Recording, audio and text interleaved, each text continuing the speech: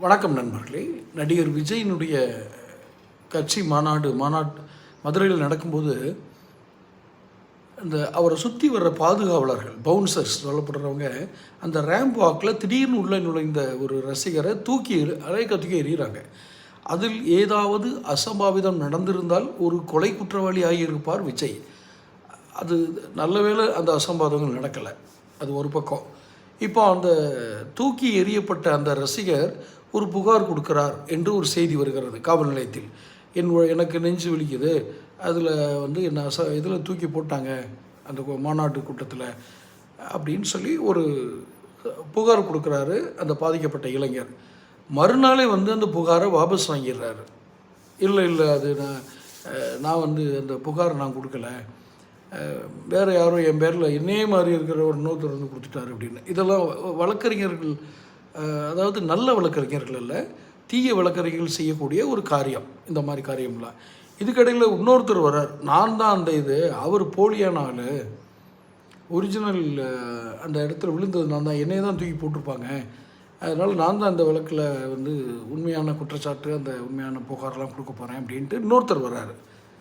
So இந்த மாற்றி வர்ற அந்த இதுலேயே சந்தேகத்தினுடைய பலன் திமுகவும் தாவேகாவும் தான் அந்த பலன் எடுக்கிறது. ஒரு ரசிகரை விடுத்து என்ன காரணம்னு நான் சொல்லிடுறேன்.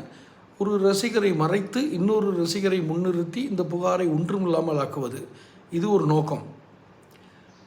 இப்போ கொடுத்தவன் திரும்ப வாபஸ் வாங்கினாலும் வாங்கிடுவான், அதனால் வேற ஒருத்தரை செட்டப் பண்ணிடுவோம் அப்படின்னு சொல்லி விஜய் மீது பழிபோட நினைக்கும் திமுகவின் கேவலமான நாடகம் ஒரு பக்கம். இதில் யார் கபட நாடகம் ஆடுகிறார்கள் நமக்கு தெரியல. இதில் இன்னொரு விஷயமும் சேர்ந்து வருது. விஜய் A1, அதாவது குற்றவாளி, முதலாம் குற்றவாளியாக சேர்க்கப்படுகிறார். A1 என்றால் அவரை கைது செய்வதற்கான வாய்ப்புகள் அதிகம். ஆனால் இவர்கள் செய்ய மாட்டார்கள். காரணம், கைது செய்து விட்டால் அந்த பரிதாபம், அவர் மீது ஏற்படக்கூடிய பரிதாபம், மரியாதை கூடிவிடும். அதுவும் தேர்தல் சமயத்தில் செய்தால் தேர்தல் வெற்றி என்பதை அது பாதிக்கும். இது எதிர் வரிசையில் இருக்கிற கட்சி, ஆளுங்கட்சியான திமுகவுக்கு தெரியும்.